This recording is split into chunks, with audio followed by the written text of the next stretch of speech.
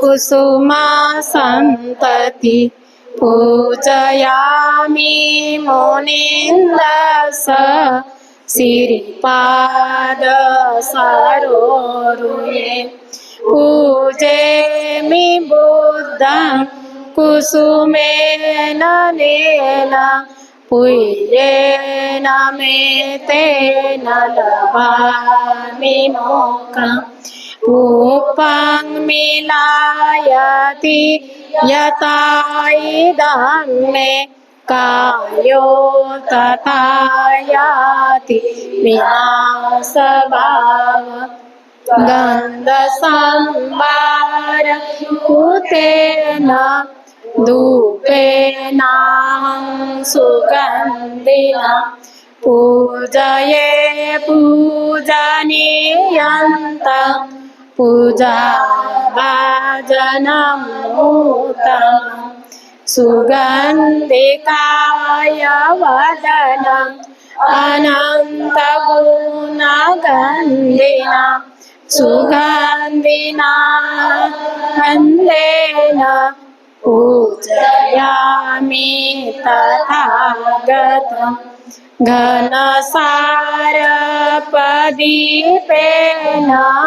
दीपेन तमदंसेन तिलोकदीपसम्बुद्ध पूजयामि तमोनुदं बुद्धधम्मा च संघ सुगततनुभवा धातुओ धातु कवे लंकाय जम्बूद्वीपे त्रिदशपुरवरे नागलोके चतुपे सबे बुद्धसबिम्बे सकल दश दिशे केसलो मादिदातु वन्दे सभ्येऽपि बुद्धं दशबलतनुजां बोधिचेतियं नमामि वन्दामि चेतियं सभठानेषु प्रतिष्ठितं शारीरिकधातु महाबोधि बुद्धरूपं सकलं सदा यस्मूले निसीनो वा सवारि विजयं पतो सवयुतं सत्ता वन्दे तं बोधिपादपम् इमे ते महाबोधि लोकनाथेन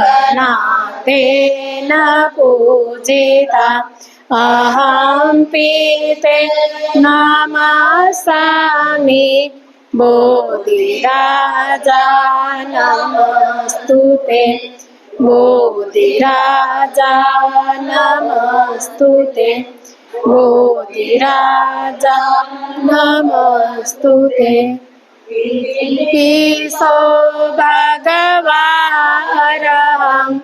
सम्मा सम्बुद्धो विद्याचरणसम्पन्नो सुगतो लोकविदु अनुत्तरो पुरीसधम्मसारथि सत्ता देवमनुसानं बुद्धो भगवति बुद्धं जीवितपर्यन्तं शरणं गच्छामि ये च बुद्धा अतीता च ये च बुद्धा अनागता पचुपन्ना च ये बुद्धा अहं वन्दामि सर्वदा नाति मे शरणं ह्ययं बुद्धो मे शरणं वरम् एतेन सत्सवचेन होतु मे जयमङ्गलम् उत्तमङ्गेन वन्देऽहं पादपं सुवरुत्तमम् बुद्धो खनितो दोषो बुद्धो खमतु तं मम यं किञ्चिरतनलोके विचति विविधातु रतनं बुद्धसमानार्थि तस्मात् श्रुति भवन्तु मे यो सन्निसीनो वरबोधिमूले मारं ससेनामति विजेता सम्बोधिमागस्यनन्तयानो लोकोत्तमोऽहं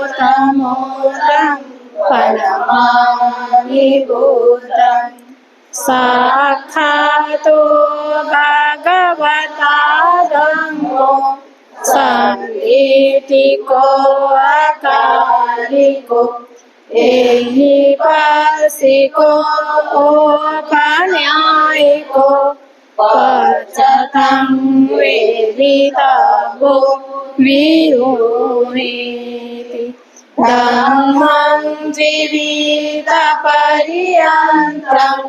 शरणं गच्छामि एतद्धम्मातीता च एतद्धम्मा अनागता पचुपन्ना च ये धम्मा अहं वन्दामि सर्वदा नास्ति मे शरणं हय्यं धम्मो मे शरणं वरम् एतेन सत्यवाचेन होतु मे जयमङ्गलम् उत्तमङ्गेन वन्देऽहं धम्मं च द्विविधं वरम् धम्मे यो खलितो दोषो धम्मो खमतु मम यं किञ्चिरतनं लोके विचति विविधातु रतनं ब्रह्म समानाति तस्मात्सोऽति भवन्तु मे अठाङ्गिको हरियोपतो जनान मोक्षप्रवेशार्थो यमगो नमो अयं शान्तिकरो पनीतो नियानिको परमामिदम् सुपटिपन्नो भगवतो सावकसङ्घो उजुपटिपन्नो भगवतो सावकसङ्घो न्यायपटिपन्नो भगवतो सावकसङ्घो सामीचिपटिपन्नो भगवतो सावकसङ्घो यदिदं चत्वारि पुरुषयुगानि अष्टपुरुषपूगला एष भगवतो सावकसङ्घो आहुनेयो बाहुनेयो दक्षिणेयो अञ्जलिकरणीयो अनुत्तरं गुह्यं केवलं लोकसाति सर्वं जीवितपर्यन्तं शरणं गच्छामि एच सङ्गातीता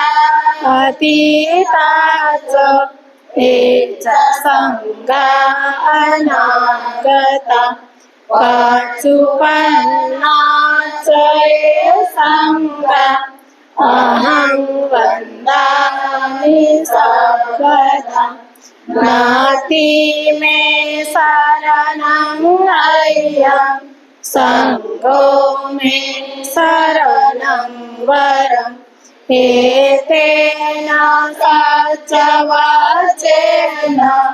होतु मे जयमङ्गलम् उत्तमङ्गेन वन्देऽहं सङ्घं च द्विविधोत्तमम् सङ्गे यो खलितो दोषो सङ्गो खमतु मम यं किञ्चिरतनं लोके विचति विविधातु रतनं सङ्गसमानाति तस्मात्सोऽति भवन्तु मे सङ्गो विशुद्धो वरदक्षिणीयो समीन्द्रियो सममलवनीयो गुणे लेके समीन्दिपतो अनासवोतं परमामि सङ्गम् नमामि बुद्धं गुणसागरं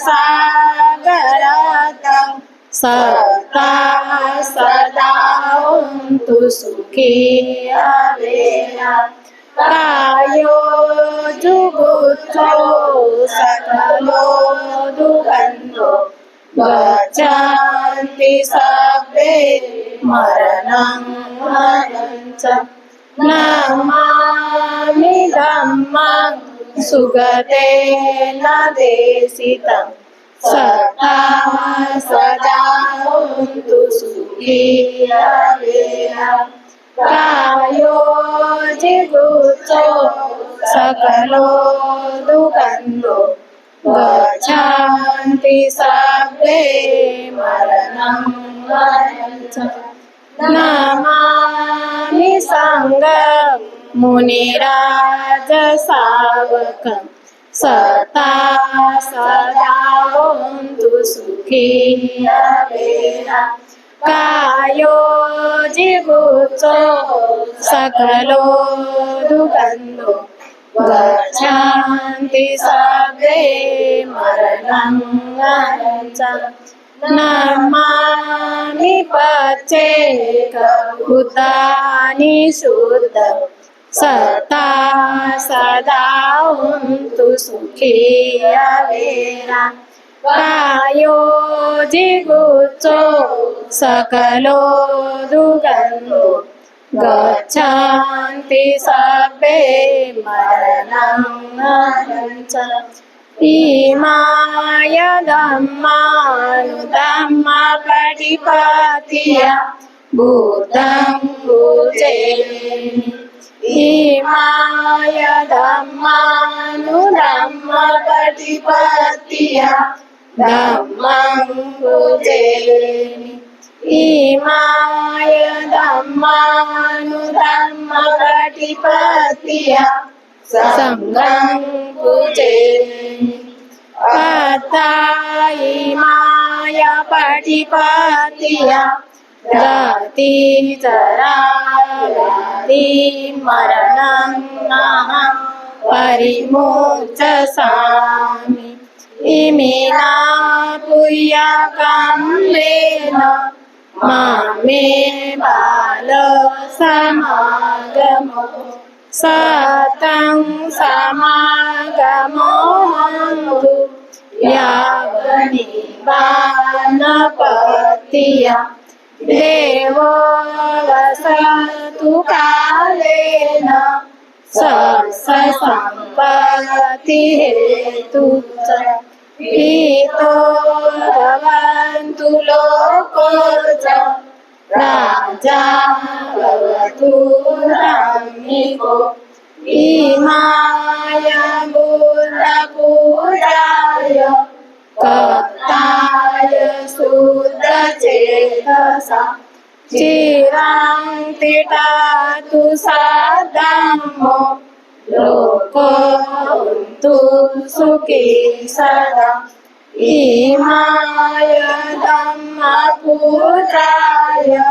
कर्ताय शुद्धचेतसा चिरां तिष्ठतु सद्धम्मो लोको तु सुखी सदा इमाय सङ्गपूजाय कर्ताय शुद्धचेतसा चिरां तिष्ठतु सद्धम्मो लोको तु सुखी सदा सर्वपापसकरणं कुशलसौपसम्पदा सचित्तपरियोदपनम् एतं बुद्धानुशासनं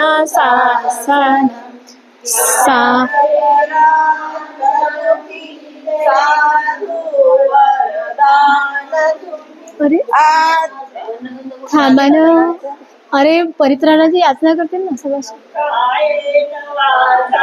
चित्तेन पमादेन मया कृतम् आचयो खममे बन्धे भूरिपय्या तथागतं कायेन वाचा चित्तेन प्रमादेन मया कृतम् अचयोखममेधम्मो सन्दिटिको कायेन वाचा चित्तेन प्रमादेन मया कृतम् अचयोखममे संगो पुय्यं खेतं अनुत्तरम् साधु साधु साधु बुद्धं नमामि धम्मं नमामि संघं नमामि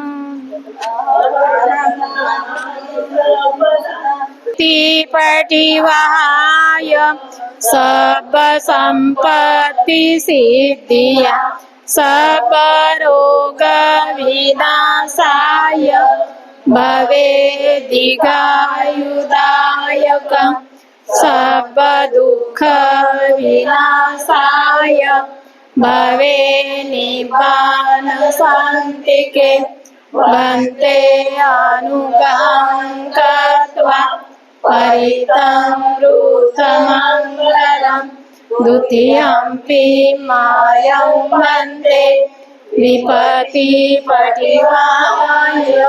सर्वसम्पत्तिसिद्धिया सर्वरोगविनाशाय भवेदिगायुदायकम् सर्वदुःखविनाशाय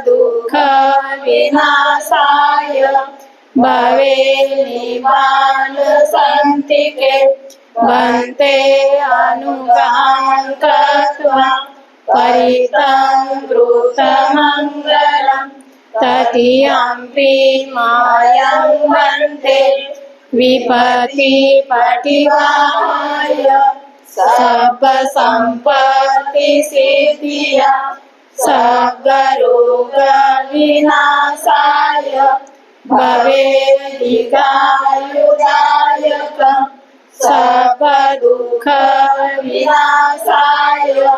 भवे निब्बानशान्तिके भन्ते अनुगां कृत्वा परितमृतमङ्गलम् साधु साधु साधु।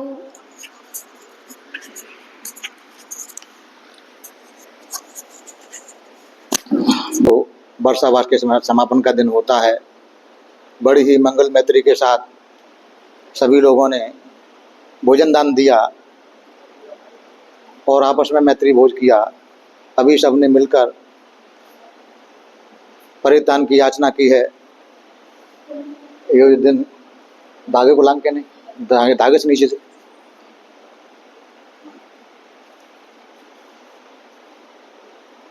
पहले हम परित्राण करेंगे, उसके बाद में गिलास से करने के लिए बाद में दे बैठ परित्राण करता पहले, उसके बाद देखता।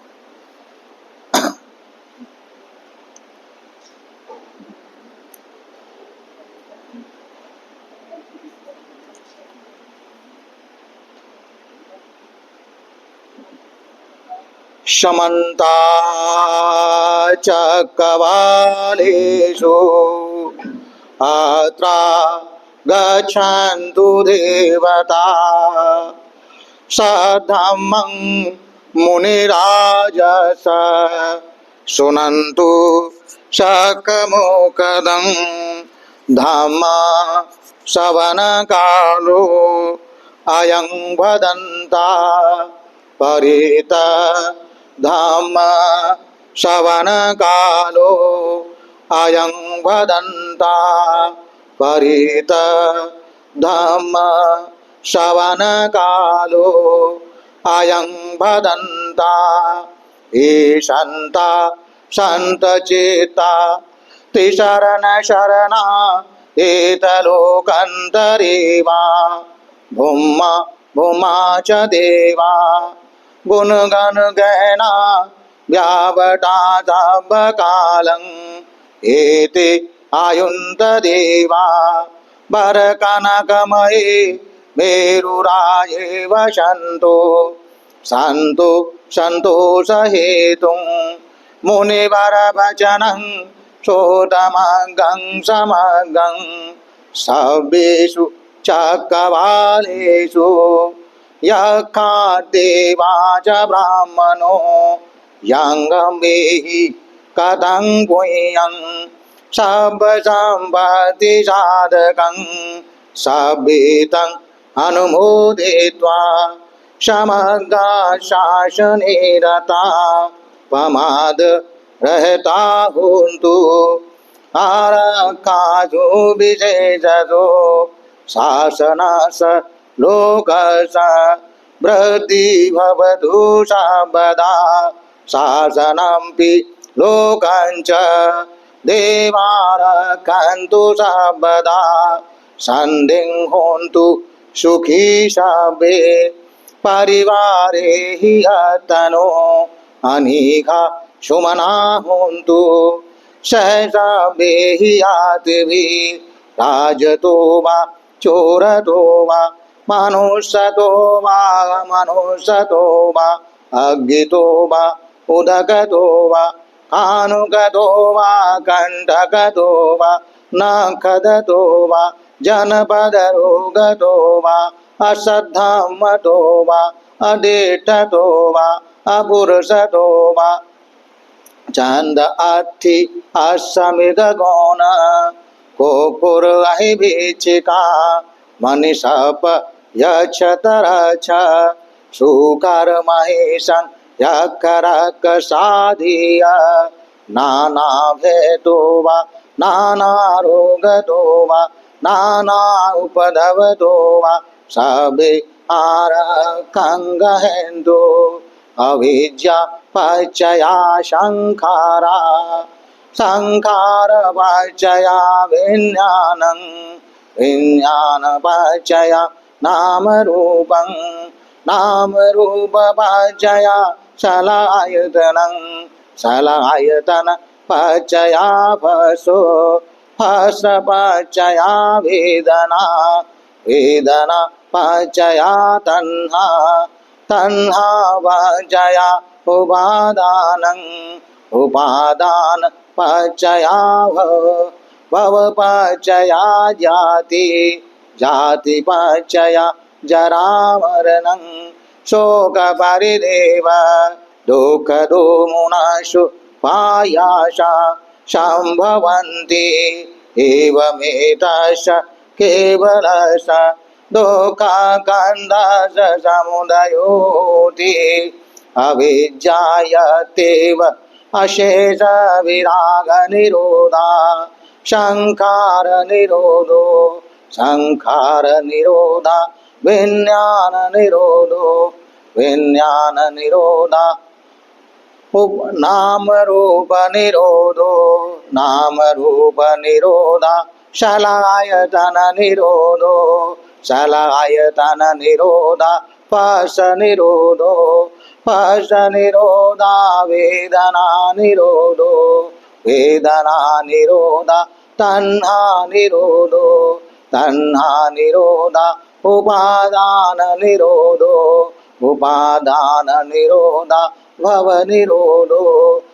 निरोधा जाति निरोधो जाति निरोधा जरामरणं शोक परिदेव दुःख दोमुनाशु पायासा निरोचन्ते एवमेतस्य केवलस्य दुःखकन्दस्य निरोधो होते अनेक जाति संसारं छन्दावेशं अनिवेशं गहकारकं गवेशन्तो दुःखा जाति पुनं पुनं गहकारकं दिठोषि पुनगेहं न काहसि शब्बाति पाशुकाभगा गहकूटं विशङ्कितं विशङ्कार गतं चेतं तन्हानं खयमज्जगाति एतेन सच्चवाच्येन सोतिदेहो दुसम्पदा एतेन सच्चवज्जेन सर्वरोगाभयारोगा विनाशतो एतेन सच्चवज्जेन होतु ते जयमङ्गलं यानि भूतानि समागतानि बहुमानि वायानि भवन्तलेखे सब्बेव भूता सुमना भवन्तु अतो विशाखाच शृण्वन्तु भाषितं तस्माहि भूता निशामेत सब्बे मेतं करोत मानुषीया भजाय दिवाचरतो च हरन्ति ये बलिं तस्माहि निराकतपमता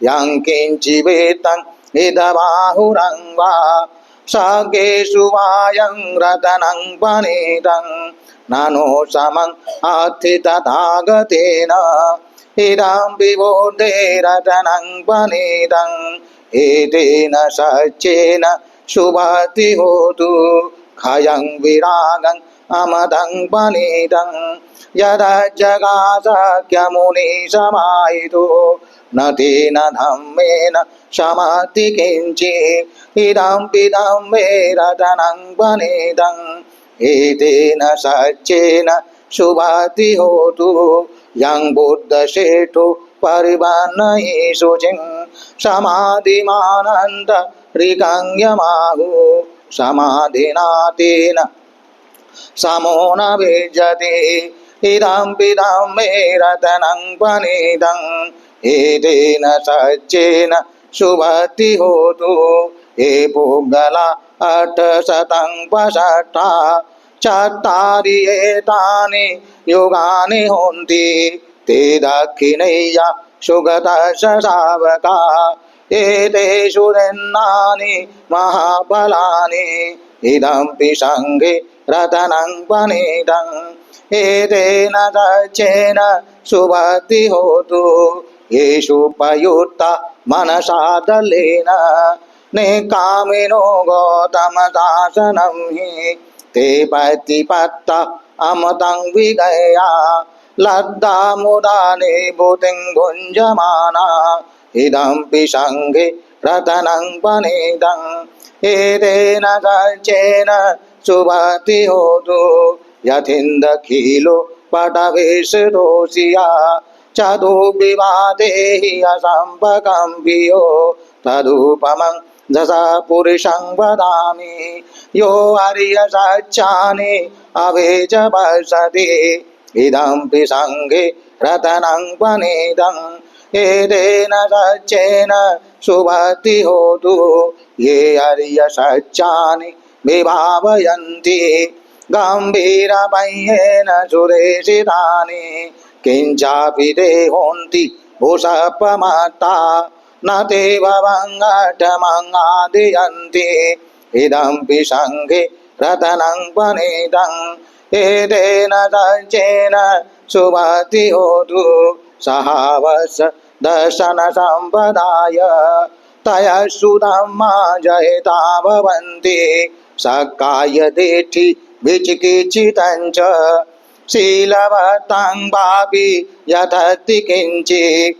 चतुरपाये च वेपमोतो चचाभिठानानि अभबुकातुम् इदम्पि सङ्घे रतनं पनीतं एतेन सच्चेन शुभति होतु किञ्चापि शोकं करोति पापकं कायेन वाचा उदचेतसा वा अबभुषोतस्य पठेच्छदाय अबभतादितपदस्य भूता इदम्पि सङ्घे रतनं पनीतं एतेन सच्चेन शुभति होतु वनपगुम्बि यथा भूषिताग्रे गिम्मानमासे पटमस्मि गिम्बे तदुपमं धम्मवरङ्गदेशहि निब्बानगामिं परमं हिताय इदम्पि बुद्धि रतनं पनीतं एतेन सच्चेन शुभति होतु वरो वरयो वरदो वराहरो अनुत्तरो धम्मवरङ्गदेशये इदं विबुद्धि रतनं पनीतं एतेन सज्जेन सुवर्तिहोतु क्षीणं पुराणं नवं नाति सम्भवं विरतचेतायतिके भवस्मिन् ते क्षीणबीजा अभिरुल्लछन्दा निबन्ति धीरा यथायं प्रदीपो इदं विसङ्गे रतनं पनीतं एतेन सज्जेन सुवर्ति होतु यानि भूतानि समागतानि बहुमानि वायानि वहन्तलेखे तथागतं देव मनुष्यपूजितं बुद्धं नमस्सामि सुवर्ति होतु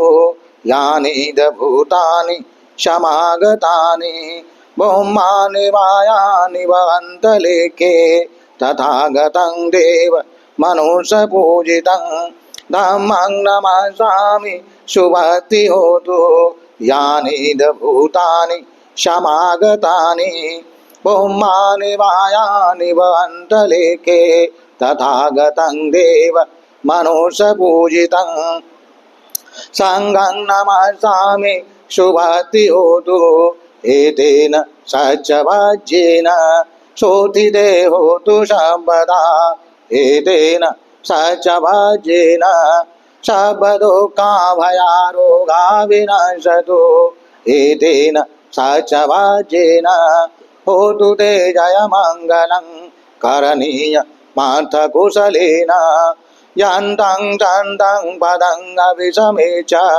सक्कु उजु च सुजु च सुभजो च समिदु अनतिमानि सन्तुष्को च सुभरो च अपकेचो च सर्लौकमूर्ति सन्तेन्द्रियो च निपको च अपगभो कुलेषु अननुगेदो न च खुद्धं समाचरे किञ्चित् तेन विनयो परेयुपवदेयुं सुखिनो वा किमिनो हन्तु सभ्ये सत्ता भवन्तु सुखिदत्ता एके च पानभूतति तसा वा दावरा वा अनवशेषा दीघा वा महन्ता वा मध्यमारसकानुगतोला दिष्ठा वा एव अधिष्ठा ये च दूरे वसन्ति अभिदूरे भूता वा सम्भवे शिवा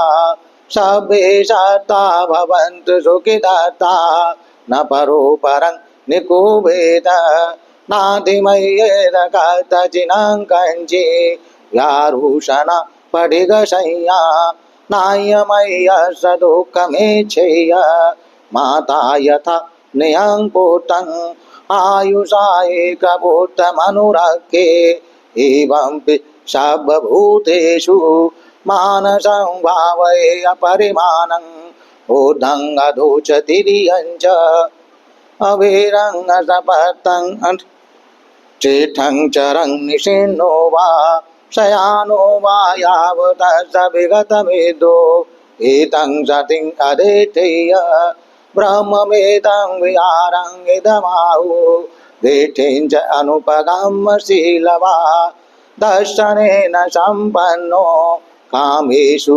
विनयगेदं न हि जातकवशेयं पुनरेतीति एतेन सच्चवाज्येन शोधिते होतु सर्वदा एतेन सच्चवाज्येन सर्वदुःखभयारोगा विनश्यतु एतेन सच्चवाज्येन होतु ते जयमङ्गलं कनहङ्करो महावीरो मेदङ्करो महायशो शरणङ्करो लोकहितो दीपङ्करो ज्योतिन्दरो कौण्डन्यो जनभामुको मङ्गलो पुरुषाशवो सुमनो सुमनो धीरो रेवतो रतिवर्धनो शोभितो गुणसम्पन्नो अनोमदर्शी जनोत्तमो पदमो लोकभाज्योतो नारदो वरसारथि पदमोत्तरो सप्तसारो सुमेधो अग्गपोग्गलो सुजातो सर्वलोकाग्गो पेयदर्शी नरासवो अर्थदर्शी कारुणिको धम्मदर्शी तमोनुदो सिद्धत्तो अशमो लोके तेषो वरद शम्बरो भूषो वरद शम्बुद्धो विपश्ची च अनुपमो शिखी सब्बहितो सत्था वेशभो सुखदायको ककुसन्दो सत्तबाहो कोणागमनोरनुजयो कश्यपो श्रीसम्पन्नो गौतमो शाक्यपुङ्गमो तेषां सचेन शीलेन खन्ति मे तावलेन च ते त्वम् अनुरक्षन्तु आरोग्येन सुखेन चाति एतेन सचवाज्येन शोधिदेहो तु सर्वदा एतेन सचवाज्येन सर्वदुःखभयारोगा विनश्यतु एतेन सचवाज्येन होतु ते जयमङ्गलम् सभीतियो विभाजन्तु सर्वरोगो विनश्यतु मा ते भवतु अन्तरायो सुखी दीर्घायुको भवतु सर्वमङ्गलम् रक्षन्तु सर्वदेवता सर्वभूतानुभावेन सदा शुद्धि भवन्तु ते भवतु सर्वमङ्गलम् रक्षन्तु सर्वदेवता सर्वधर्मानुभावेन सदा शुद्धि भवन्तु ते भवतु सर्वमङ्गलम् रक्षन्तु सर्वदेवता सर्वसङ्गानुभावेन सदा शुद्धि भवन्तु ते न कर्तयज्ञभूतानं पापगह निवारणा परितसानुभावेन हन्तु सर्वे उपद्रवे यं दुर्निमित्त अमङ्गलं च यो चामुनापो सगुणसदो पापगहो दुषपिनङ्गकन्तं बुद्धानुभावेन विनाशमेन्तु यं दुर्निमित्त अमङ्गलं च यो चामुनापो सगुणसदो पापगहो दुषपिनङ्गकन्तं धम्मानुभावेन विनाशमेन्तु यं दुर्निमित्त अमङ्गलं च यो चामुनापो सगुणसदो पापगहो दुषपिनङ्गकन्तं संघानुभावेन विनाशमेन्तु साधु साधु साधु सुखी मंगल कल्याण।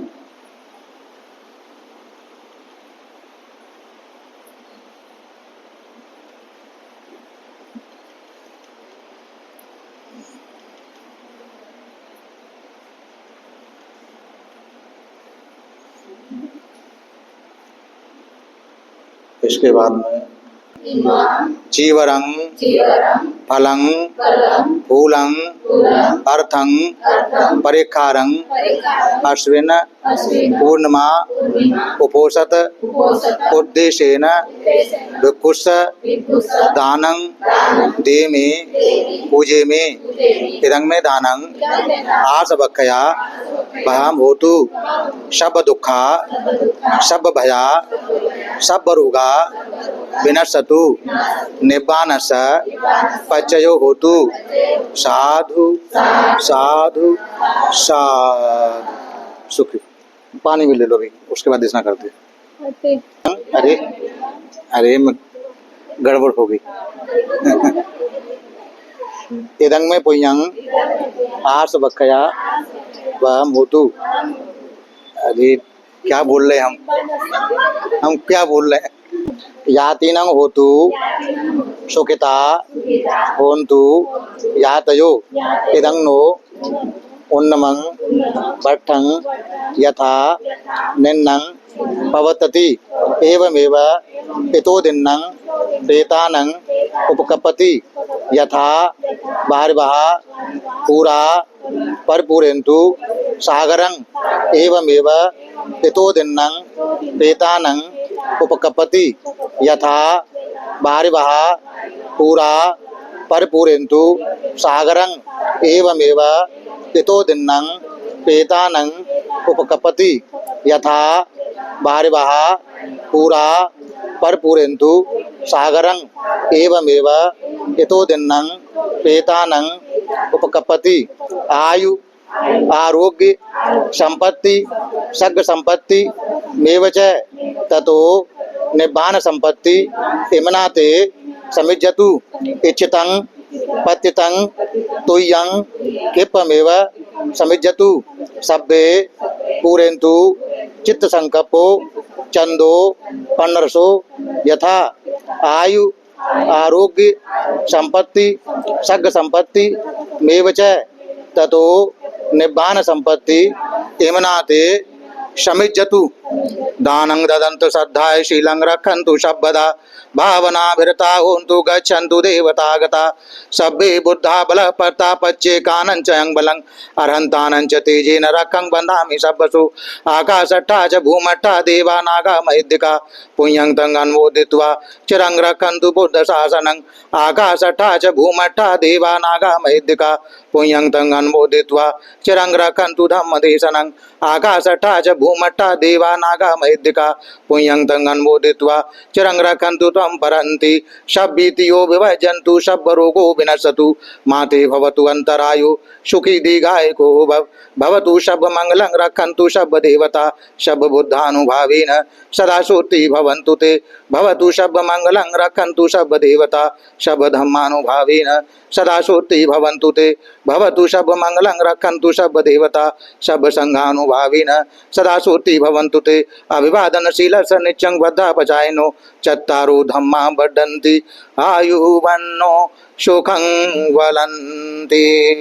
साधु साधु साधु।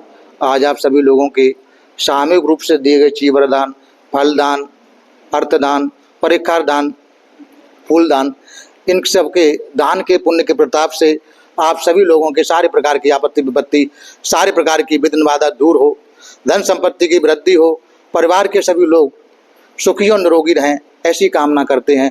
सबका भला हो, सबका मंगल हो, सबका कल्याण हो। भवतु सब मंगलं, भवतु सब मंगलं, भवतु सब मंगलं।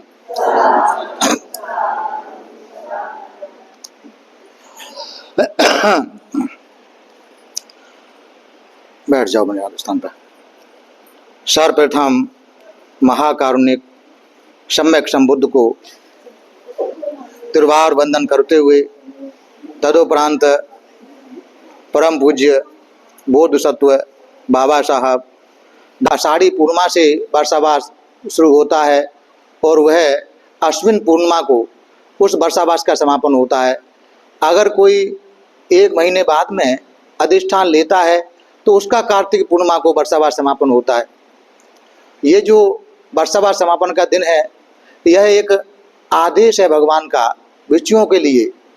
भगवान आदेश करते हैं भिक्षुओं चरत बिक्वे चारकंग भोजन हिताय भोजन सुखाय लोकानुकंपाय अर्थाय हिताय सुखाय देव मनुष्य कल्याणं। भिक्षुओं विचरण करो, एक साथ दो मत जाओ, एक जाओ, चारों दिशाओं में जाओ, हर दिशा में जाओ, लोक के कल्याण के लिए, भोजन के हित के लिए, भोजन के सुख के लिए।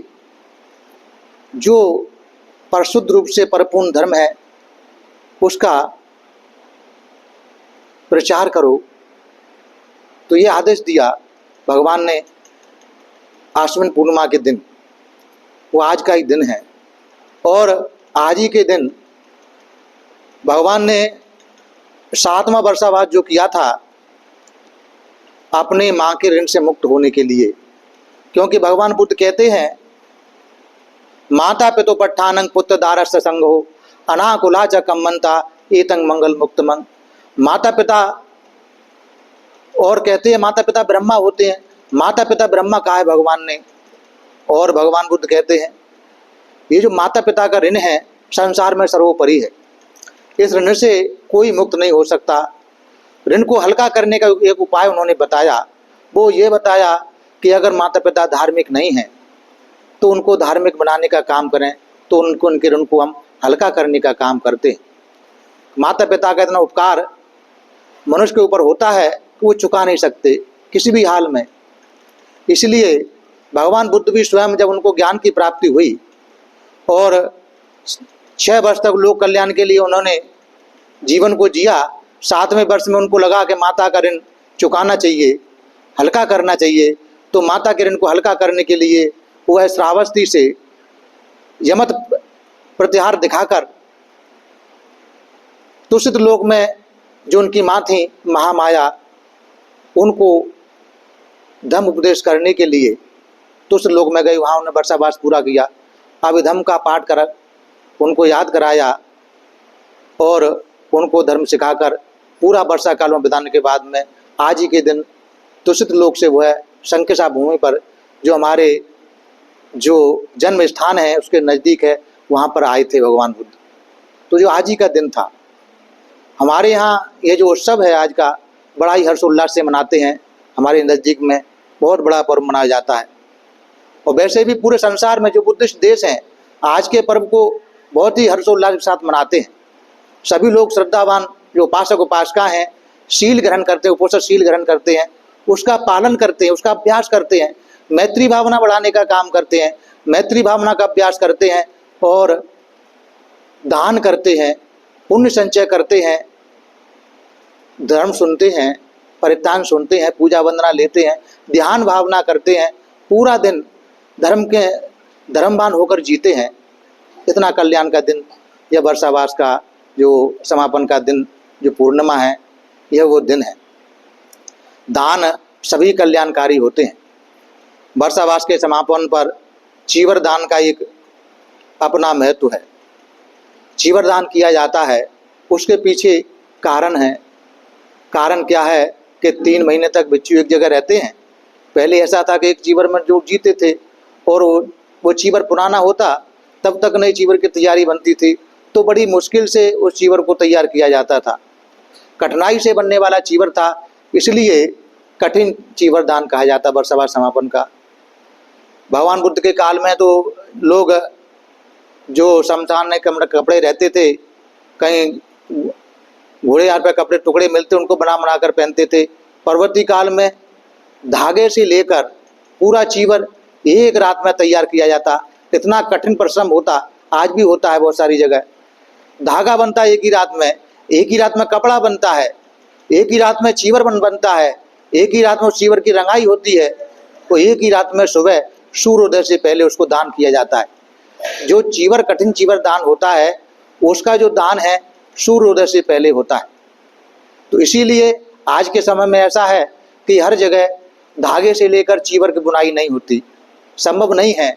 परिस्थितियाँ अलग अलग हैं, समय भी अलग अलग है, सबका एक शरीर का समय नहीं है, एक जैसी परिस्थितियाँ नहीं है। तो कहीं कहीं तो धागे से लेकर पूरा चीवर एक ही रात में तैयार करते हैं, कहीं कहीं कपड़ा खरीदी करते हैं और एक ही रात में उस कपड़ा खरीदी करके उसको काट के चीवर सिल के तैयार करते हैं और सुबह में दान करते हैं। कहीं कहीं ऐसा भी संभव नहीं होता तो आज बने बनाए चीवर उपलब्ध हैं, मिल जाते हैं, तो उनको दान करते हैं। तो जगह समय परिस्थिति के हिसाब से फैसला किया जाता है कि हम अभी हमारी परिस्थितियाँ किस अनुकूल हैं, उस हिसाब से उपासक उपासिका अपना फैसला लेते हैं, इसलिए स्वतंत्र हैं।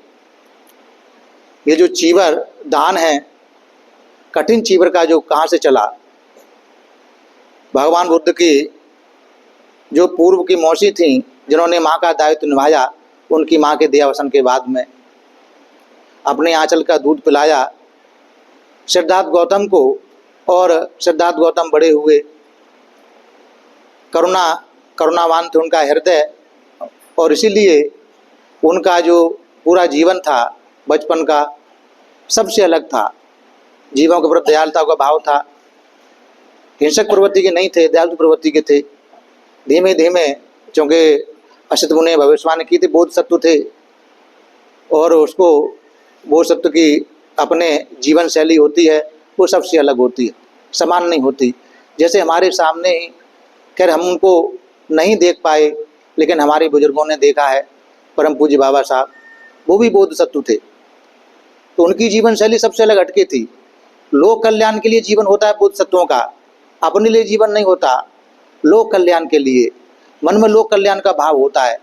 ऐसे ही जो सिद्धार्थ गौतम थे बोधसत्व थे, अनंत जन्मों में अनंत पारमी पूरा करते करते आए थे महामाया के गर्भ में उनका गर्भ आए थे, उसके बाद संसार में आए। 7वें दिन माँ का देहावसान हो गया, प्रजापति गौतमी ने उनको अपने आंचल का दूध पिलाकर बड़ा किया।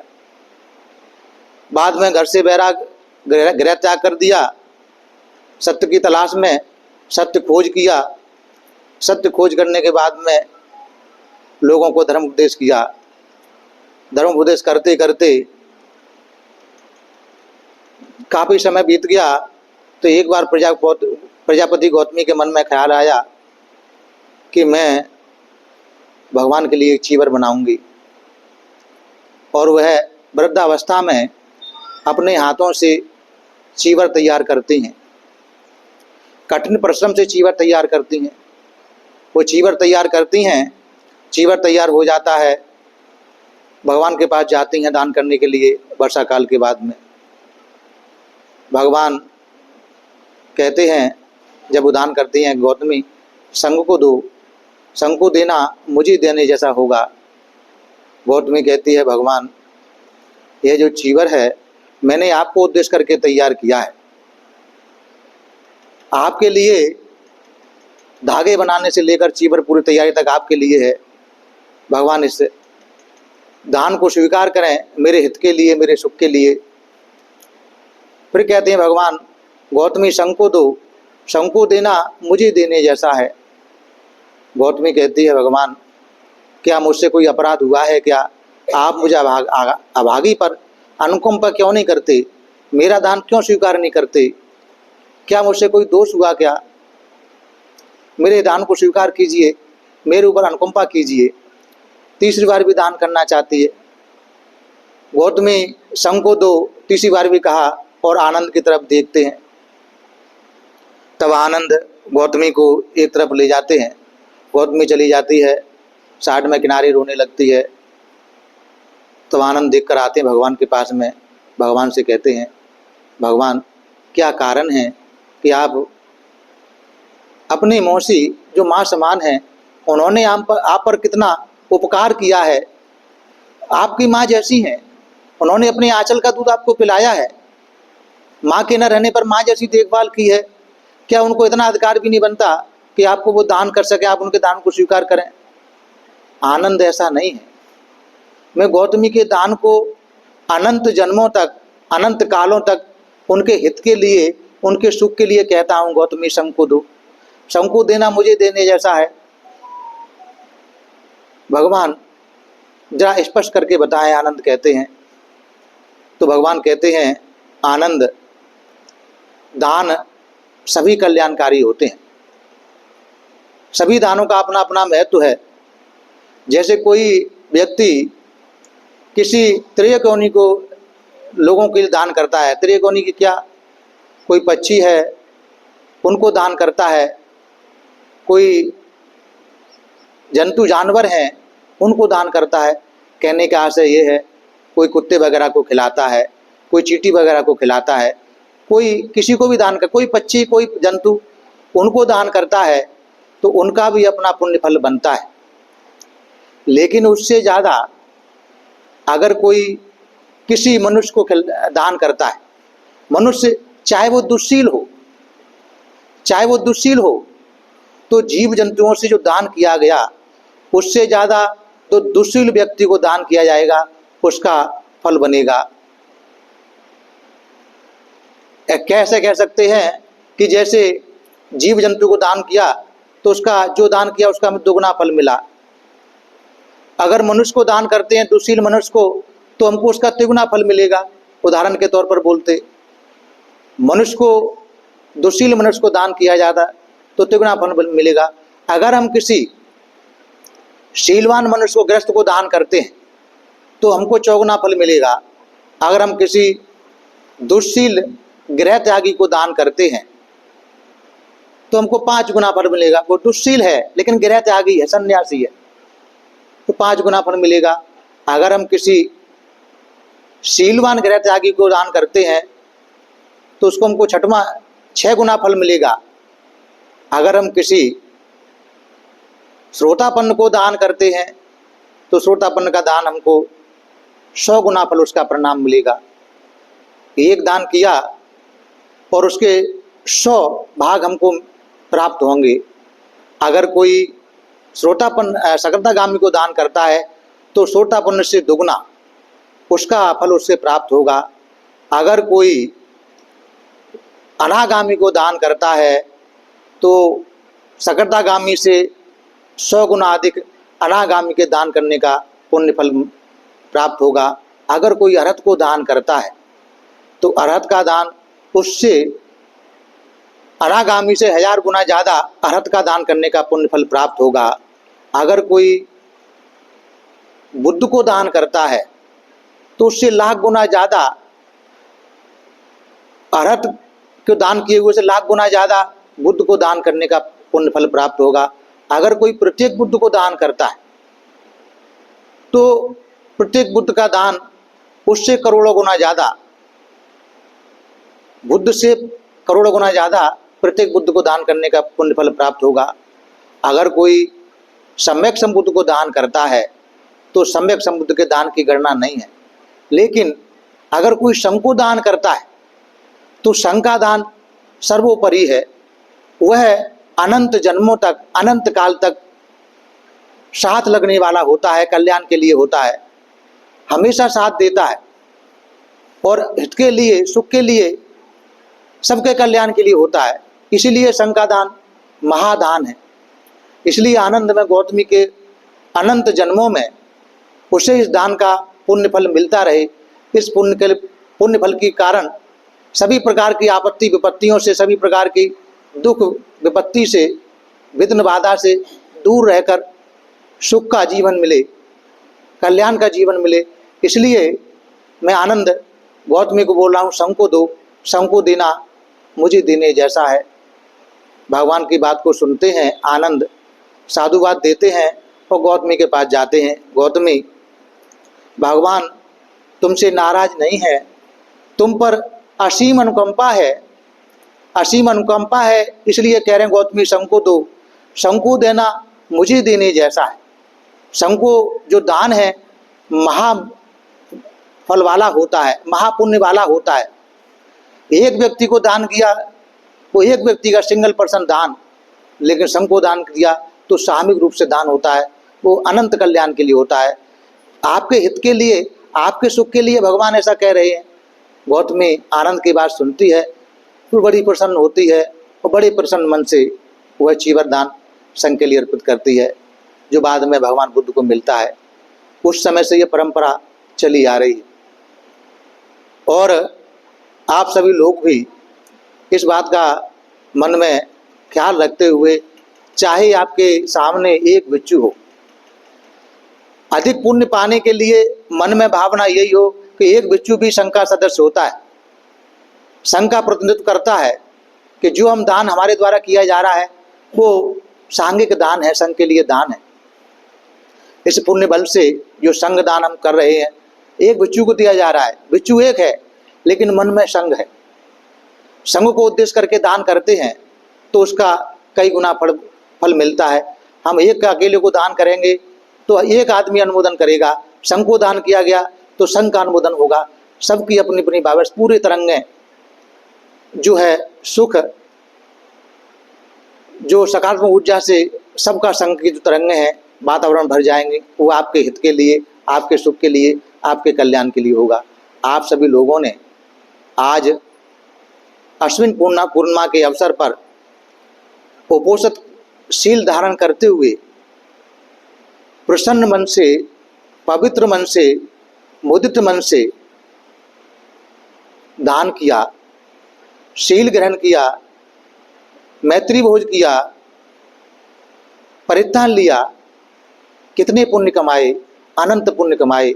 ये सभी पुण्य आपके जीवन में हितकारी हों, आपके वर्तमान जीवन में ये सभी पुण्य आपके हित के लिए, सुख के लिए, कल्याण के लिए मदद करें और भविष्य के जीवन में सभी प्रकार की आपत्ति विपत्ति से मुक्ति में सहायक हों, सभी प्रकार की विघ्न बाधाओं की मुक्ति में सहायक हों और उन्नति के रास्ते प्राप्त करने में यह पुण्य मदद करे, ऐसी कामना करते हैं। आप लोग इसी प्रकार से अपने अंदर श्रद्धा को बढ़ाते हुए जाएं। श्रद्धा पैदा करते हुए जाएं। श्रद्धा जितनी बलवान होगी पुण्य उतना बलवान होगा। भगवान बुद्ध कहते हैं दानंग ददंत श्रद्धाय शीलं रखन्तु शब्दा भावना व्रता हुंतु गच्छन्तु देवतागता। दानंग ददंत श्रद्धाय, दान देना, श्रद्धा पूर्वक दान देना, और शीलं रखन्तु शब्दा, शील संपत्ति की रक्षा करते हुए दान देना। भावना व्रता हुंतु गच्छन्तु देवतागता, भावना व्रता हुंतु गच्छन्तु देवतागता, अपने मन को भावित करना, ध्यान भावना से एकाग्र करना, निर्मल करना अनंत कल्याण के लिए होता है। तो आप लोगों ने श्रद्धापूर्वक दान दिया, धम्म का श्रवण किया, परित्राण लिया, शील ग्रहण किए, मैत्री भोजन दान दिया, मैत्री भोज किया, ये सभी बहुत सारे पुण्य संचय किए जो पुण्य आपके लिए जीवन में सहायक हों, ऐसी कामना करता हूँ। इस पुण्य के बल से आप सभी लोगों की सारे प्रकार की आपत्ति विपत्ति, सारे प्रकार की विघ्न बाधा दूर हो, सबका भला हो, सबका मंगल हो, सबका कल्याण हो। भवतु सब मंगलं, भवतु सब मंगलं, भवतु सब मंगलं।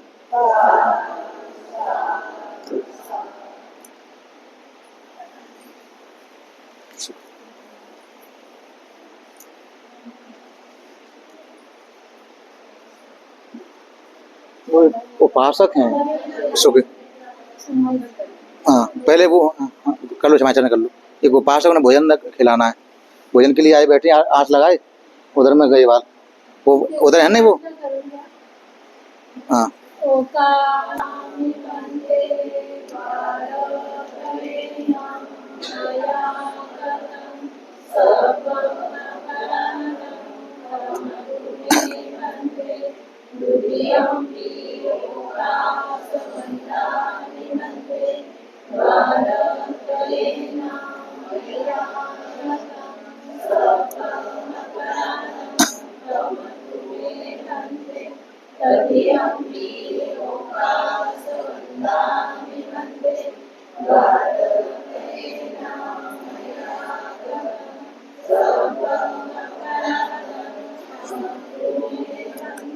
खमामि खमामि खमामि कवितव्यं अभिवादनशीलस्य नित्यं बद्धा पचायनो चत्तारो धम्मा वदन्ति आयुवनो सुखं बलन्ति आयु आरोग्य संपत्ति ततो निब्बान संपत्ति इमना ते समिज्जतु।